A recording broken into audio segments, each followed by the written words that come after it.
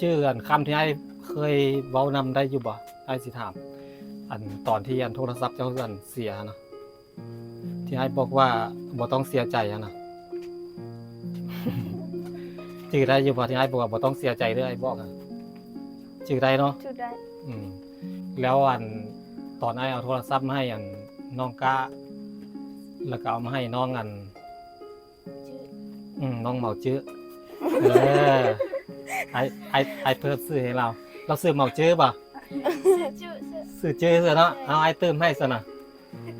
มันจังน่าฮักแท้ไอก็เห็นนั่นเจ้าคือเศร้าๆสะดอกคือเงาเศร้าๆคือบ่มีความสุขนี่แหละเจ้าก็เห็นเขาได้ก็อยากได้น้ำเขาป่ะเป็นอย่างคือบ่อยากได้น้ำเขาได้ก็เอาบ่ได้ก็เอาป่ะเออถ้าเขาได้เขาก็ ถ้าเขาได้เขาก็ดีใจน้ำแม่นบ่เออน้องคือน้องกล้าได้นี่เจ้าก็ดีใจน้ำน้องแม่นบ่คู่มือนี่ก็เล่นน้ำน้องบ่โทรศัพท์อ่ะ ลิ้น เล่นน้ำกันเนาะ เนาะ เล่นน้ำกันเบิ่งน้ำกันตอนไอเห็นเจ้าอันเงาเศร้าๆอันไอก็อีตนได้ไอก็อยากบอกเจ้าอยู่อยากบอกเจ้าอยู่ว่าเจ้ากับสิได้ฮะน่ะแต่ไอก็บ่อยากบอกเพราะว่ามันบ่เซอร์ไพรส์มื้อนี้ไอซื้อโทรศัพท์มาให้นี่มื้อนี้ไอซื้อโทรศัพท์มาให้เอาลองจับเบิ่ง ขอบใจเด้อ โดย เราตื่นเต้น ตื่นเต้นบอกว่ามือสั้นแล้วบัดนี้เจ้าถามไอ้ายดูนี่เจ้าถามไอ้ายว่าราคาเท่าไหร่ถามไอ้ายดู ราคาเท่าไหร่ ราคามันนะ8 ล้านราคามัน7 ล้าน999,000 กีบค่าพันกีบกับ8 ล้านโทรศัพท์เครื่องนี้นะความจำมัน256 กิกซ้ำกันกับ iPhone ไอ้ายหั่นล่ะนี่เจ้าเบิ่งนี่เบิ่งทางหน้ามันนี่ความจำมันเบิ่งทางนี้ไปลงเด้ออยู่ใส่กันได้ไอ้ซื้อเบอร์ให้เพราะว่ามันไอ้ลงให้บ่ได้มันผิดกฎหมายเด้ต้องได้ลงเองต้องเป็นของใครของมัน แล้วจุ๊ราชาเลยชาคือมันต้องเป๋า อันนี้ปัดเติมเงิน มันบ่ได้หลายดอกโดย200,000เองบ่หลายปานใดอันนี้ของแถมโทรศัพท์มันยังมีอีกมันอยู่ในรถไอผลมันยังมีอีกมันมีหม้ออะไรคิดเอาเพื่อนเอาของมามอบให้น้องก็คงสิดีใจบ่ฮู้ว่าสินอนหลับหรือบ่คืนนี้เป็นอะไรตรงนี้น้องนี่รู้สึกอะไรตรงนี้ เตี้ยเป็ด เสียใจ เด้อบ่สิใจ ดี ดีใจบ่น้องนี้ เด้อดีใจ ดีใจที่หมู่ได้เนาะ เด้อ ดีใจที่เพื่อนได้ไอ้ก็ดีใจที่กันแหละที่น้องได้ไอ้ก็อีโตนเล่าอันเล่าเงาเศร้าๆสนดอกในใจเราก็คือที่แบบเป็นคนที่แบบเสยๆธรรมดานะหมู่ได้ก็ดีใจนำแบบนี้นะ เด้อ กับบ่ได้เราบ่เป็นคนที่ว่าสิไปอิจฉาหมู่กันนี่เนาะ เด้อ ไอ้ก็เบิ่งออกอยู่เราก็เป็นคนดีอยู่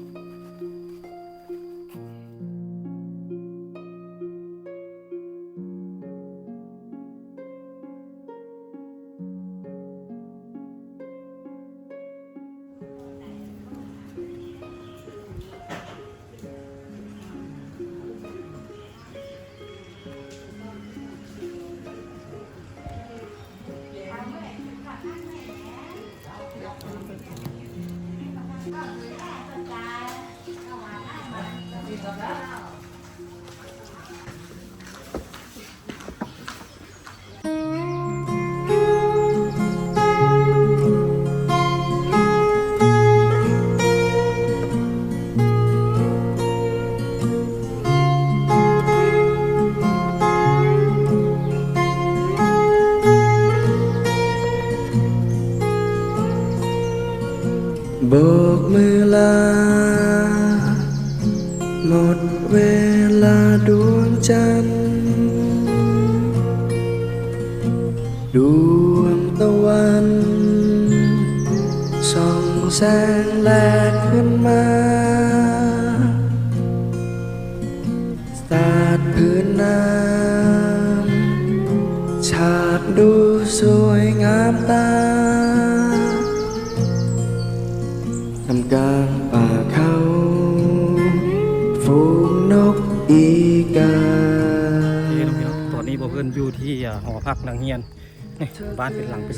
แม่นมาเลยบ่เพิ่นมีของมาเซอร์ไพรส์น้องตามที่บ่เพิ่นเคยบอกนะพี่น้องบ่เพิ่นมาหาน้องๆแต่ละเทื่อกะเห็นน้องเหงานั่งเหงาอยู่บ่เพิ่นเอาของให้น้องก้าแล้วก็มีโทรศัพท์2เครื่องบ่เพิ่นกลับไปให้น้องคนอื่นนะพี่น้องเนาะแล้วก็น้องก็ทรงเหงาคือสิน้อยใจนะคือ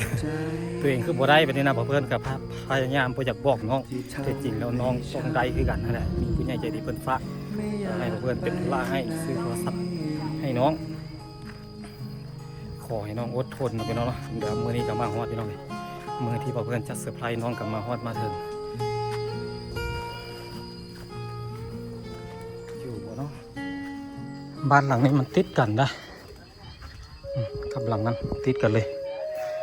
เพื่อนจนเพื่อนคิดว่าเป็นเพื่อนหลังเดียวกันที่จริงแล้วโบแมนที่จริงเป็นหลัง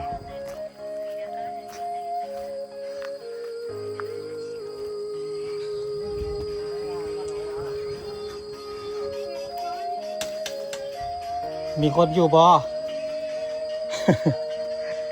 ไฟกระเทียมอย่างอยู่หันโอ้นอน มันอย่างตรงนี้คืออายมื่อนี้คืออายมื่อนี้โอ้น้องนี่อาย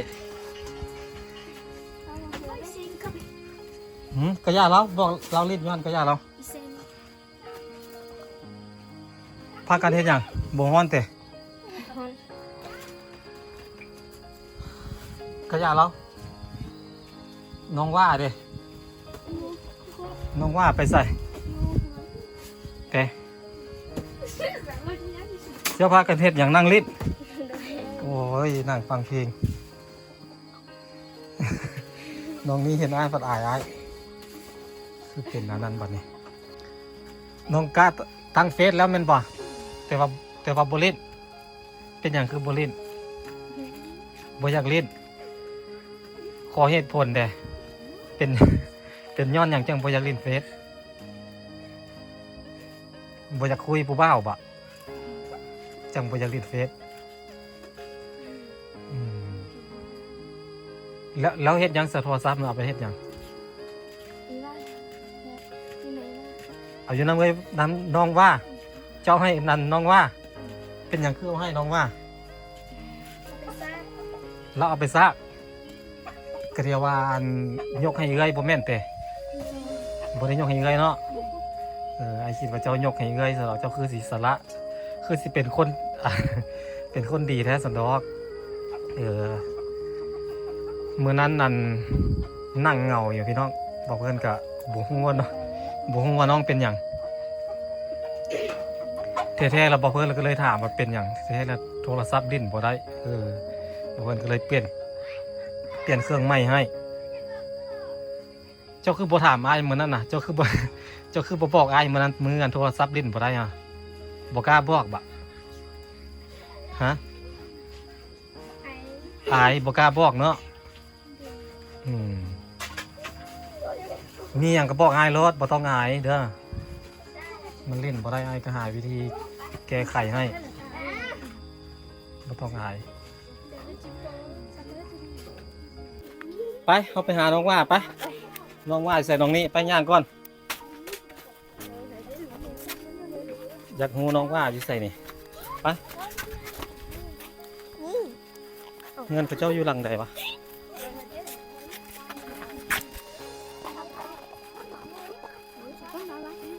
อยากเห็นหอยยิ้มน้องว่าเป็นอะไรบ่เคยหู้แล้วได้เงินพระเจ้าหลังใดเคยแต่พระเจ้าซีมาบอกแต่ว่าผมไม่ว่าหลังมาทางนี้เนาะ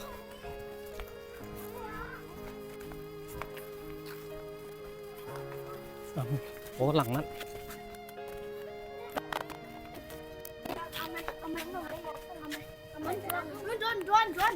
อันนี้มุกของเจ้า โอ้อยู่หลังนี้แต่โอ้ประตูสิเพล่ะโอ้โหมันหลายคนแท้นี่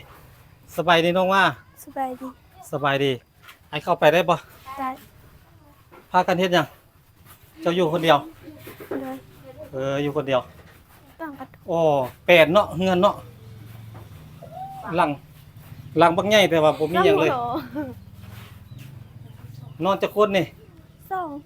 อง 2 คนกับน้องกาหั่นปะ โดย บ่มีคนอื่นนอนน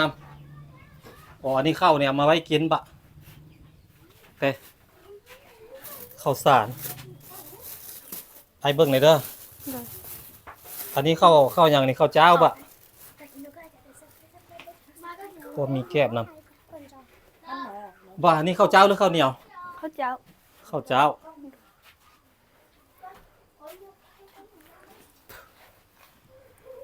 อ๋อเจ้านอนนี่หมอนเลยสักคือบ่เห็นมีหมอนหึหมอนไปใส่ เงิน อยู่เฮือนใส่อ๋อเอาไปเฮือนตรงนี้พุทธบอกพ่อไปนั่งเล่นอยู่พุทธแล้วเอาไปพุทธแสดงว่าตอนแรงละกลับมานอนละเอามานะเอาหอบมาผ้าห่มเด้ผ้าห่มกับบ่มีผ้าห่มได้สถานน้องนี้ไปใส่ เด็ดป่า ผ้าห่มบ่มีแต่ มี โอ้ เอา ข้าว มันยังบ่ห่มเพิ่นหอบไปหอบมาย้ายไปย้ายมาปั่นกันไสบ่ะ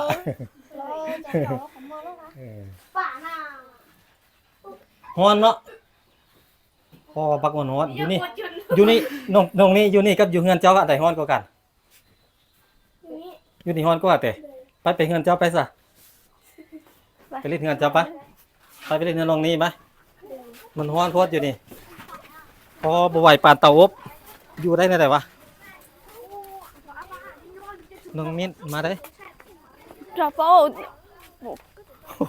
หอบไปหอบมาอยู่ เนาะ เลย เบิ่งเดี๋ยวนี้ เอ้า เจ็ดสิบตัวป่านนี่ มันฮ้อนเด้โอ้เครืออย่านางดินี่ เอ้าโย ใส่แกงหน่อไม้เนาะ ยังได้ มีคนย่างตามหลังบักหลายๆคนเป็นสายเลย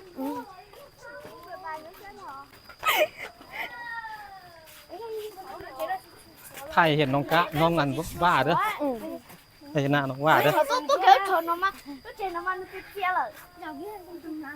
อยู่นี่ใครได้เนาะ đời บ่ฮ้อนปานใดแบบนี้ก็ใครละบ่แบบนี้ มันบ่ฮ้อนมื้อนี้บ่ได้บ่ได้เสกบ่มื้อนี้ บ่ บ่ได้เสกเริ่มมื้อมื้อนี้มาเบิ่งรายชื่อห้องเสกกันบ่ đời ของไผบ่เป็นหยังดอกของแท้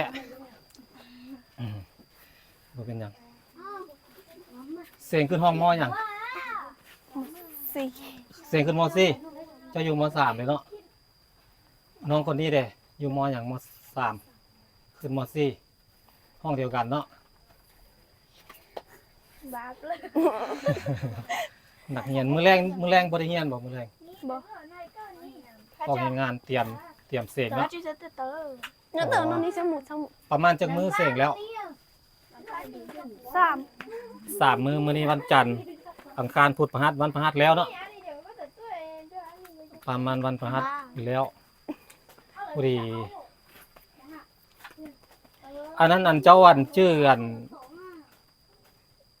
นคำที่ให้เคยเว้านำได้อยู่บ่ได้สิถาม อันตอนที่อันโทรศัพท์เจ้าอันเสียนะที่ให้บอกว่าบ่ต้องเสียใจอะนะ จื่อได้อยู่บ่ที่ให้บอกว่าบ่ต้องเสียใจเด้อไอ้บอกอะจื่อได้เนาะ จุดได้ อืมแล้วอันตอนไอ้เอาโทรศัพท์มาให้อันน้องกา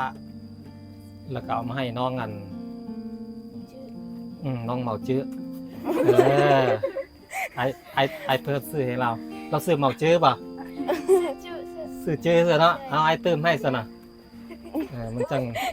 จังน่าฮักเด้ไอเติมให้ไอก็เห็นนั่นเจ้าคือเศร้าๆซะดอกคือเงาๆเศร้าๆคือบ่มีความสุขนี่แหละ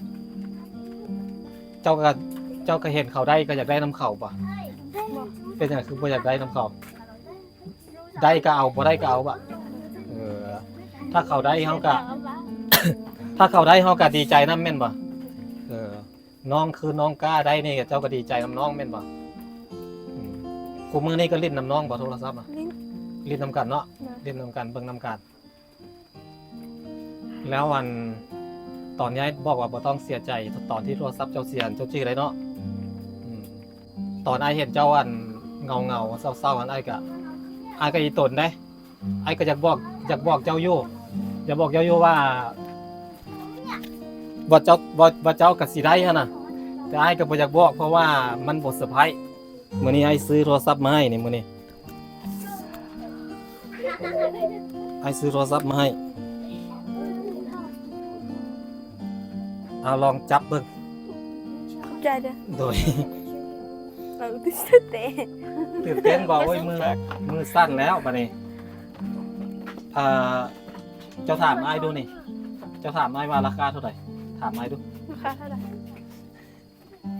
ราคามันนะ8 ล้าน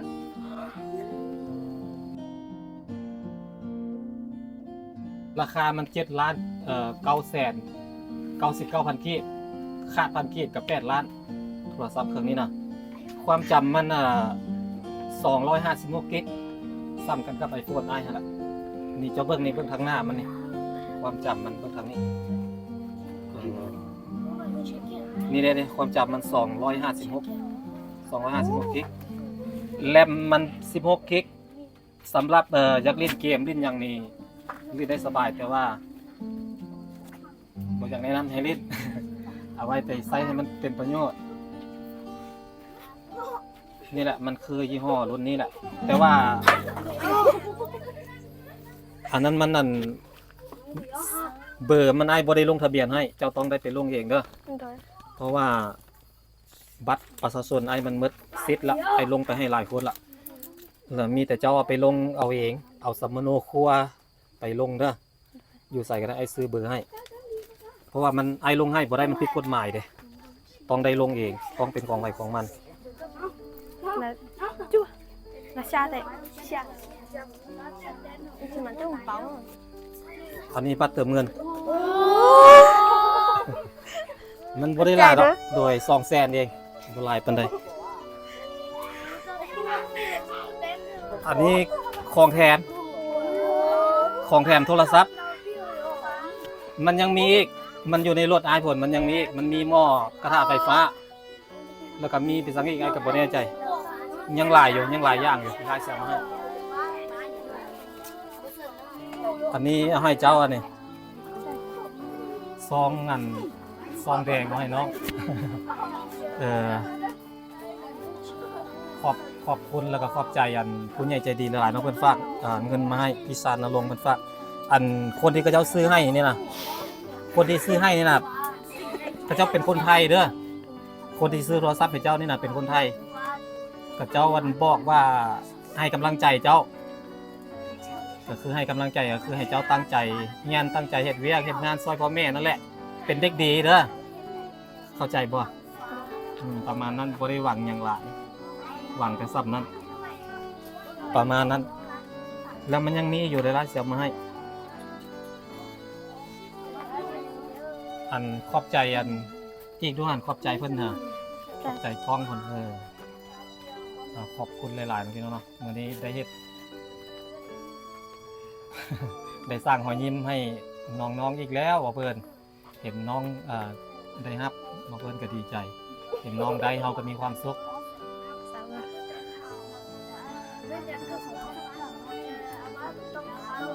ยังมีอีกมันมีอันไอซื้ออันเครื่องมาฝากเจ้าอยู่เป็นพวกเสื้อผ้าเอาให้เจ้าแล้วก็ให้อันน้องกาแล้วให้น้องเจ้าอยู่งานนำอยู่น้ำรถเดี๋ยวเราจะจังสิเปียวมาให้เด้อลองเปิดเบิ่งในแม่โทรศัพท์เจ้านี่ลองเอาแกะออกมาปั่นหมู่เบิ่งดูว่ามันรุ่นใดที่จริงแล้วมันซื้อ iPhone ก็ได้แหละแต่ว่า iPhone บ้านเฮามันบ่ค่อยดีปานใดซื้อรุ่นนี้เอา โอ้ใจ อันนี้ประกัน1 ปีแต่ว่าเจ้าบ่ต้องเฮ็ดตกน้ำแล้วก็บ่ต้องเฮ็ดอันรูดมือหรือว่ามันเป็นห้อยเป็นหยังถ้าเกิดว่าเล่นไปแล้วเครื่องมันดับมันมีปัญหานำหนังกล้องมันถ่ายรูปบ่ได้หรือมันเป็นหยังก็เอาไปอันแปลงได้เขาแปลงให้ฟรีเพราะว่ามันมีประกันได้ราคามันถ้าว่าบอกถ้าคิดไว้คิดตัวก็ได้นี่เด้700,000ได้7,999,000 กีบนี่เด้ราคามันนะเบิ่งไหม ราคาไอ้บริตัวนี่ราคาดิเห็นปะอันนี้คือราคาโทรศัพท์เด้อนี่ผู้ดีเงินเงิน7 ล้านเงิน7 ล้าน9แสนกสิกรกีบกระเจ้าทอน 2,000 กีบเขาทอนให้ 2,000 กีบ Là trên là xe เก็บไว้อันนี้ เบอร์นี่เจ้าหน้าจะเอาไปลงทะเบียนอยู่น้ำบ้านนั้นอย่างก็บ้านนาตากบ่นาตากกับนาซิมีอยู่เอาไปลงอยู่หันก็ได้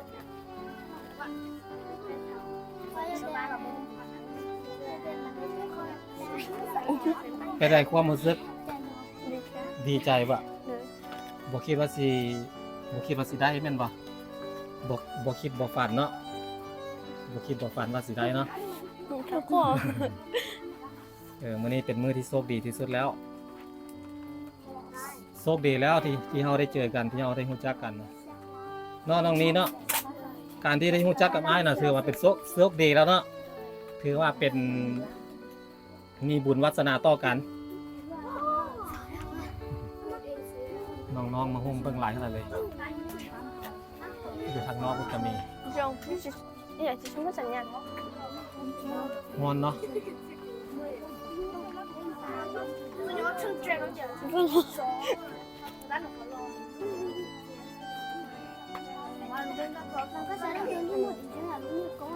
โอ้ยน้ำตาสิไหลดีใจแทนเนาะ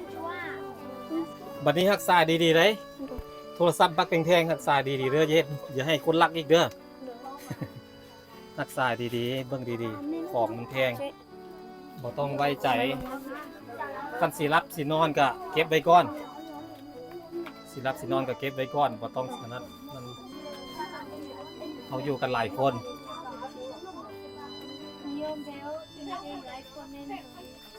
เป็นอะไรตรงนี้น้องนี่รู้สึกอะไรตรงนี้ Biết đẹp เสียใจ Được Bác sĩ cháy ดี ดีใจมาตรงนี้ Đời đi cháy ดีใจที่หมู่ได้เนาะ Đời ดีใจที่เพื่อนได้ไอ้ายก็ดีใจที่กันแหละที่น้องได้ไอ้ายก็อีตนเล่าเล่าเงาเศร้าๆสนดอกในใจเราก็คือที่แบบ เป็นคนที่แบบเสยๆธรรมดานะหมู่ได้ก็ดีใจนำแบบนี้เนาะ Đời กับบ่ได้เราบ่เป็นคนที่ว่าสิไปอิจฉาหมู่กันนี่เนาะ Đời ไอ้ายก็เบิ่งออกอยู่เราก็เป็นคนดีอยู่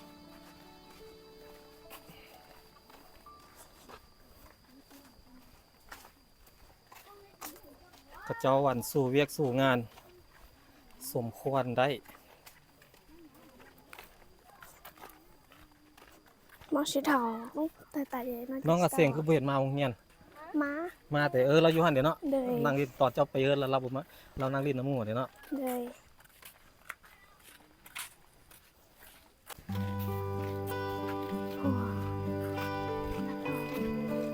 น้องๆมีแต่คนน่ารักเลยน้องครับดูมั่นขยันอดทนก็แต่ว่ากระเจ้าอยากอายหน่อยนึงเพราะว่ากระเจ้าบ่ค่อยลึกกระเจ้าสิบ่ค่อยสุมสิมกับคนต่างถิ่นแปลกหน้าเพราะปานใดถ้าเกิดว่าบ่มาหาดูๆหรือว่าบ่รู้จักกันดีกระเจ้าจะบ่ค่อย Chỉ là biết thế บ่ค่อยลมนำบ่ค่อยคุยนำบ่ค่อยกล้าแบบเข้าหาเนาะกระเจ้าสิเป็นคนสังคมแบบ อยู่แต่ของกระเจ้าอะนะประมาณนั้นไอซื้อเสื้อแขนยาวบีฮูด2 ตัวมาให้ ของน้องนั่นน้องว่าสีชมพูของเจ้าน่าจะเป็นสีของเจ้ากับสีชมพูคือกันคิดว่าสีเจ้าคงต้องมากอยู่มันกระเท่ดีอยู่เสื้อวัยรุ่นไอซื้อเสื้อมืดอันล้านป่ายบ่ได้น่ะ Ba thử มืดล้าน Hèn thế มืดล้าน4 แสนเกือบ5 แสนล้านป่ายกี่ Thư ล้าน phèn ห้า thế Hồng phèn đau thầu ba ได้หม้อกระทะมาก็คือเก่าแหละผมมีอันไฟฟ้าเนาะ อยู่เงินสิเจ้าน่ะผมมีไฟฟ้าน่ะไฟฟ้าผมมี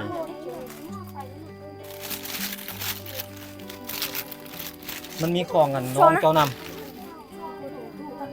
อันนี้บุหัวาไปสีนุ่งได้ มันเป็นอะไรเตี้ย มันเป็นสุดกีฬานี่นะ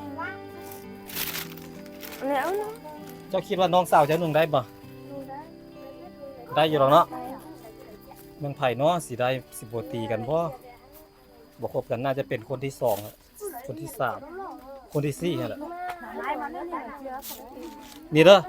มันคู่กับสุดนี่เด้อมันคู่กันกับ แม่หมอน้อง สุดตัวนี้ เอาไปให้น้องเด้อ เลย อันนี้น่าจะเป็นของน้องเจ้ามันละมันน้อย ของน้องสาวเด้อ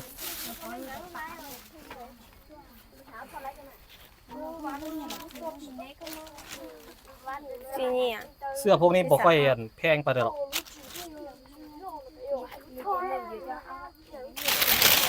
เอาอยู่ด้วยอยู่ด้วยหลังเนาะ ตัวนี้น่าจะเป็นของน้องก้าตัวนี้นะ เอาของเจ้า lại trái muốn ở đâu lẫn ไอเลือกให้เลยได้นี่จักถึกใจหรือบ่บ่ฮู้บ่ถึกก็ได้เอาแล้วเนาะอันนี้เป็นของน้องว่านุ่งได้บ่น้องว่าครับได้บ่บ่ได้แต่น้อยโพดบ่ลองได้อยู่มั้งได้อยู่ดอกน่าสิได้อยู่ผู้ดีอยู่แล้วเอาปั๊มมาปั๊มนี่อันนี้ก็ของเอามาให้น้องเด้อมันแพงน้ำเสื้อพวกนี้ดิเสื้อพวกนี้500,000เสื้อ3ตัวอันนี้มันมี3ตัวมันมี3ตัวที่จะไปเลือกเอาเสี่ยวสีอย่างเด้อมันมีหลายสี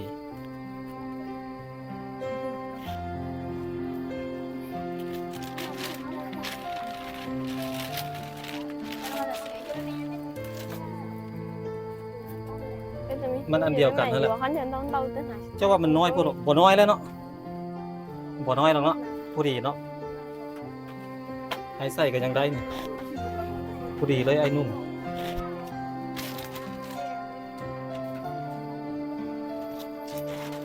กลับเฮือนรอบนี้พ่อแม่ก็สิตกใจแล้วบัดนี้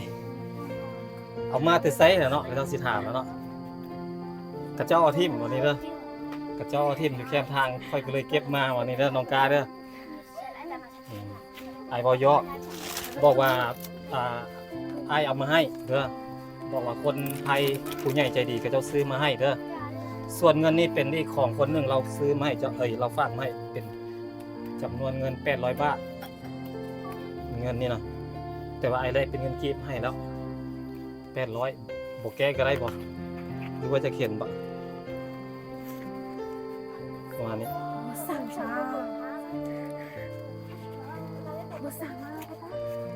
เอาให้เบิ่ง bác bồng mới cầu phá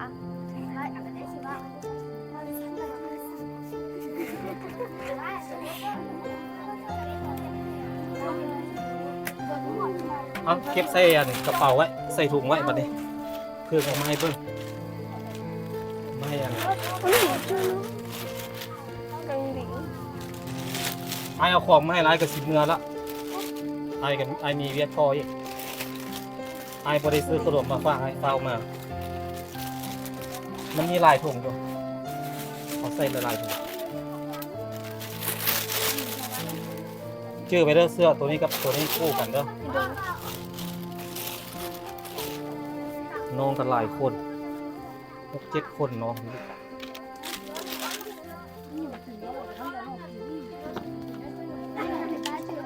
แล้วเอาไปลงทะเบียนเด้อเบอร์ก็งามอยู่7777 83930 เบอร์โทรเบอร์งามก็สิประมาณนั้นแหละหมดแล้วได้บัดนี้แยกย้ายได้สลายตัว โอ้น้องนี่ลองให้หมุนให้เบิ่งก่อน cái là mới ยืน được ฟักลายๆมัน ออกไปเลยกับมีละ น้องมีเป็นตากล้องให้ đáng cạo น้องนาลีเด้ นาลีมือใดเสกนาลีมักยิ้มแล้วมักอายนะปุ๊น้องคนนั้นน่ะกับน้องกันอีกคนหนึ่งอ่ะผัดน้องเนาะเห็นหน้าอายแล้วมีแต่หัว แม่เบนหน้าปัดหัวมีแต่หัวกับยิ้มนาลีอยู่ห้องมออย่างนาลีมสอง ปีหน้าไปมสามเนาะมองนาลีคนงามนั่นเองยิ้มงามเรายิ้มเป็นตำแหน่ง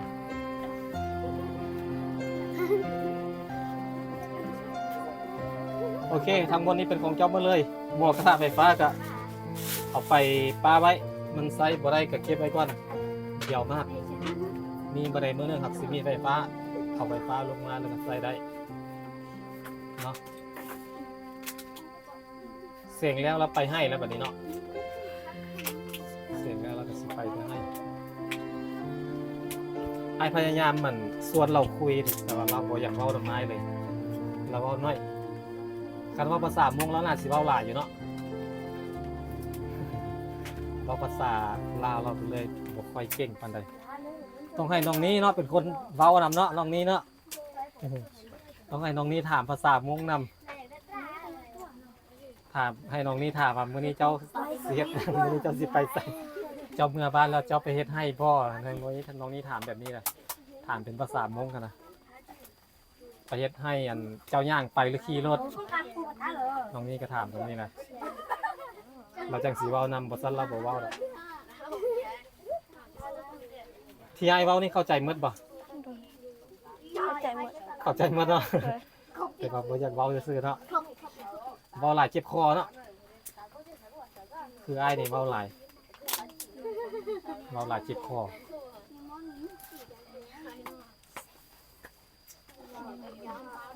อ้ายบ่ได้เอาขนมมานำเพราะว่าอ้ายเฝ้ามา จงโถโชโช จะหน่อยเสียงแล้วก็แยกย้ายกันแล้วบัดนี้คนละทิศคนละทางกลับมาปีหน้าก็บางคนก็เห็นบางคนก็บ่เห็นเนาะคนที่บ่เห็นก็สิเป็นคนที่บ่ได้มาโรงเรียนบ่เข้าโรงเรียนแล้วบางคนก็เอาผัวเนาะ อย่าเฝ้าเอาผัวได้มาปีหน้าเห็นกันคือเก่าเด้อน้องนาลีมาปีหน้าเจอกันอีกเด้อ บ่แม่นได้มาปีหน้าแล้วถามหาน้องนาลีไปใส่บ่เฮ็ดเอาผัวแล้ว จะเฝ้าเอาได้มาปีหน้าให้เห็นกันอีก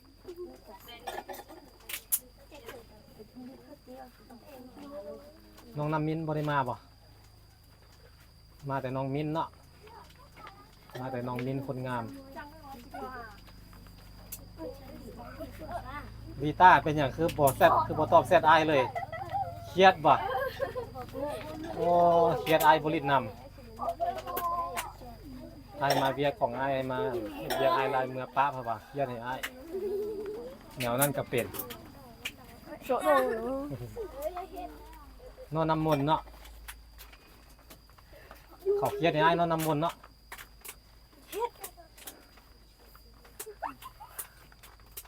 ไอ้ก็เว้าถึกอยู่ป่ะเว้าถึกอยู่เนาะ คันเอาผิดก็อภัยให้อ้ายเด้ออ้ายเว้าบ่เป็น คันอ้ายเว้าบ่ถูกก็ขอโทษขออภัยนำหลายๆไปอาบน้ำไปโอ้ยไปอาบน้ำมานั่นพุ่นอาบน้ำหยังก็น้ำหยังอยู่อันบ้านนั่นนามอนน่ะฮะน้ำปิง น้ำอย่างน้ำปิงห้วยอย่างห้วยน้ำอย่าง แล้วนั่นมันพอนได้ปัวโชโด บ่น้องมิตร จิมัน น้ำอย่างน้องมิตร มันได้เลย ไปอาบน้ำมานั้นเถอะเนาะเป็นตาอาบเดี๋ยวมันเย็นเนาะ อันนี้มันพอนได้ไปกว่านี่พอนได้ไปกว่า แล้วอันน้ำมันห้วยอยู่อันบ้านท่าอันน้ำอย่างน้ำมันเดียวกันนี่ป่ะมันไหลไปหั่นเนาะ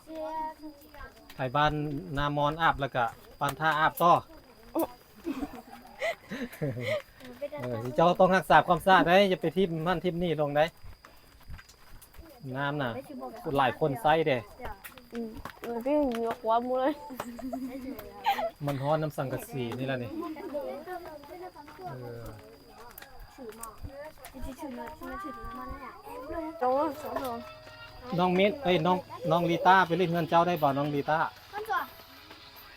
มีคนอยากให้อ้ายไปเล่นเงินเจ้าว่าซั่น không sao บ่น้องตาพ่อแม่เจ้าสิบ่ให้บ่ phải tránh nhau rồi à ไปเลย tránh โอ้ถามไปบ่ bây giờ em người nhỏ thường chắc về con chuột chuyện đây nó không hiểu con xong em thằng nó xích ra này โอ้ในหมูชิโร่ผู้สวยโร่แล้วได้หมดทั้งหมดดีก็โอ้ เอาบายบายเอาขอบใจเด้อฮะขอบใจเด้อบายบายโอเคเราเจอกันใหม่เด้อโดยโอ้กลับก่อนพี่น้องไอ้ฝนมาแล้ววันนี้มีเพียงเท่านี้เด้อมื้อนี้เราเพิ่นอะไรที่เพิ่นเอาของมามอบให้น้องน้องก็คงสิดีใจ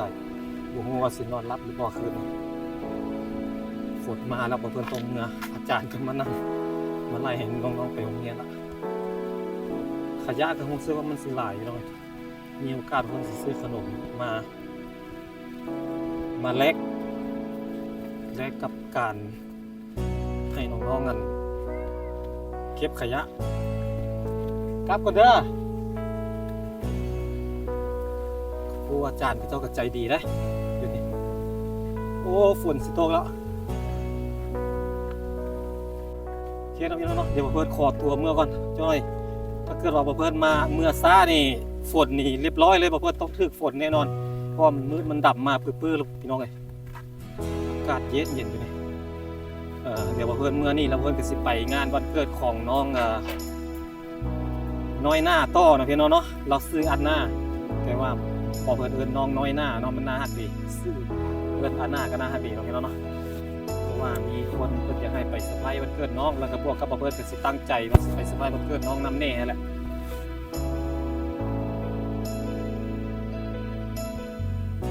บรรยากาศฝนมาแบบนี้งามมาก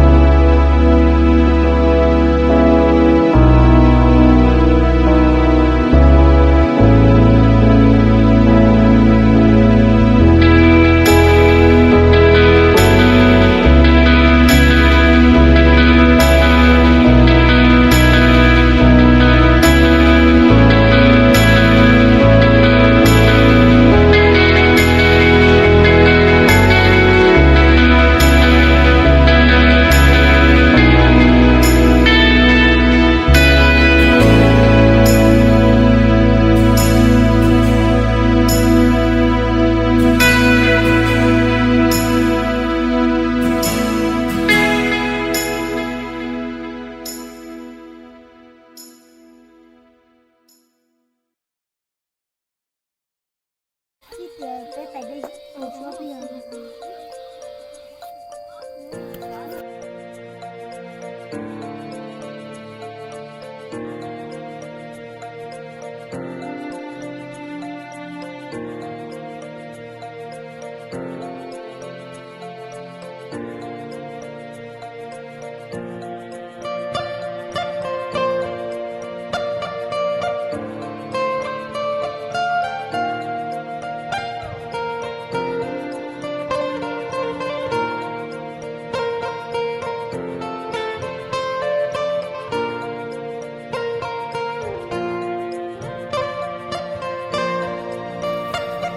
ได้เวลาไปโรงเรียนแล้ว